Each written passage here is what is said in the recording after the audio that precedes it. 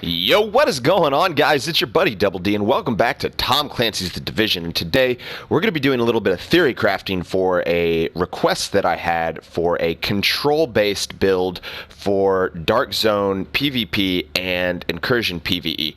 Now, the reason that this is going to be theory crafting is because I actually don't have all of the gear that I need. I just picked up the 2 blueprints for tactician stuff, and as I don't really play a whole lot of skill-based builds, I actually have just been breaking down or selling all tactician pieces that I've been getting. So I have not been keeping it. Oh, except for this chest piece that I apparently have here. Okay, that's all right. All right.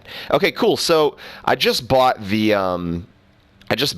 gloves and the mask from upstairs, so when I get some stuff, I'm going to go farms a little bit later tonight and try and farm out some stuff so I can craft some good pieces and get up to that 3rd piece bonus. But I wanted to talk to you a little bit about the build that I'm going to be trying out and why I'm going to be using it, why I think it's going to be good. The biggest thing to note is this is going to be a group-based build. This is definitely not going to be a solo build unless you want to change the sticky bomb to be a damaging build. But I did not get a request for a electronics damage build. I got a request for a control build. Also, last final note before we get into the concepts of the build, sorry I haven't posted anything in the last couple of days. My daughter has actually been sick, and I don't know if you guys know this, but when a 6-month-old gets sick, she kind of just takes up all of your time. So I haven't had a whole lot of time to play. I've got some more videos that I'm going to upload within the next couple of days. I've got this one today, and hopefully by Friday I can have the gear sorted and everything so you guys can see it in action. Tomorrow I'm going to do an Overwatch review of one of my favorite characters in the game. I won't spoil that for you, but that'll be good. And then I will probably do a tips and tricks guide for Dark Souls, because I've actually been playing a lot of that game and enjoying it. But without further ado, let's go ahead and jump right into the theory crafting. Now, naturally for this, you're going to want to reach your armor cap, which I have not had. But as I get the gear, I'm going to be focusing more on my skill power and my health and less on my primary DPS. One thing that is nice about this gun is that it does have competent. So, where's the gun that I'm using? Derp. There it is. So it does have competent. Weapon damage is increased by 13.5% for 10 seconds after using a skill. So with a very high skill power build, you're going to be using a lot of skills, and that means a pretty constant buff of 13.5% damage. So that's nice. The reason that this is really going to be needed to be done in a group is because you're going to need help healing yourself. Because if you look at everything that I've got here, I have no self heals. I have the flashbang mod on my sticky bomb and the electric turret going. Now, the reason that I've got the flashbang mod is because it doubles as an EMP, so it's going to blind anybody that you hit with it, but it's also going to prevent them from using pretty much anything for a couple of seconds, and that's going to be really handy when you've got people on your team and you're locking down groups of agents. With the electric turret, we all know what that does, but the nice thing, this is when you use the turret, there are 2 different ways that you really want to use it, and neither one of them are directly offensive, okay?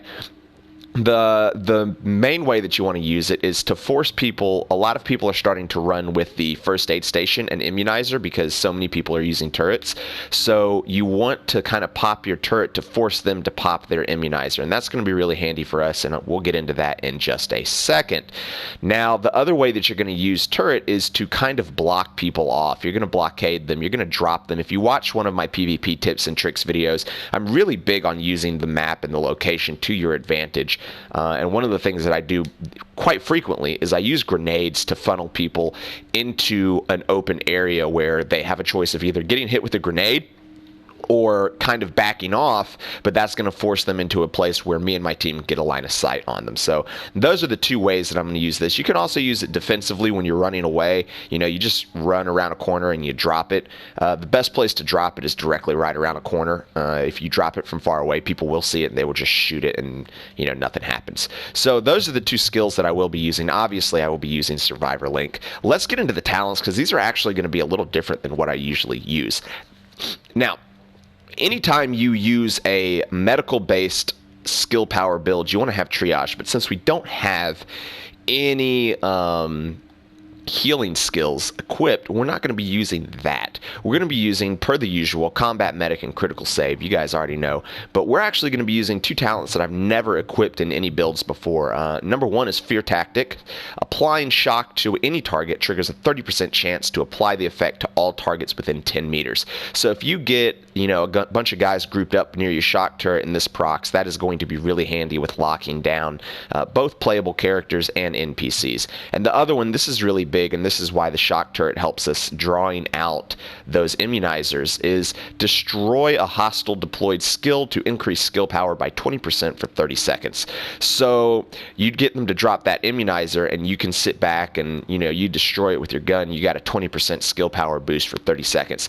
That's not only helping your team because now all of their grenades and things are going to work, but it's helping you with your skill power boost. And the biggest thing to note with this build, again, once I get some gameplay of it, you'll see, is that when you're in a group, you're going to want to sit in the back because you're not going to be built to take a ton of damage. Now, the reason that this is going to be a really handy build that I want you guys to try out is that you can gear up like this, and it's going to be just like the Sentry Set build.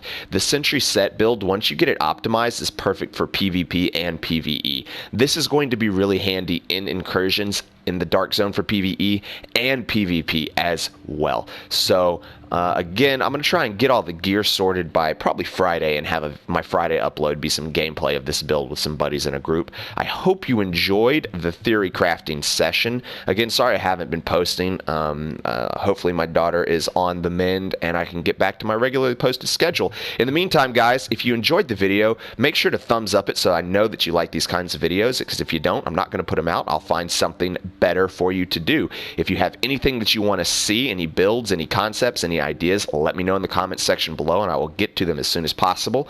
Tomorrow we're going to have an Overwatch video. Make sure to check that out and thumbs that up if you enjoy it, and I'll continue doing those. And then Friday we're going to try and do a double upload. We'll try and get a Dark Souls video as well as the gameplay from this build. I hope you guys enjoyed the video. I appreciate you guys and all the support you give me on the channel, and I'll catch y'all in the next video.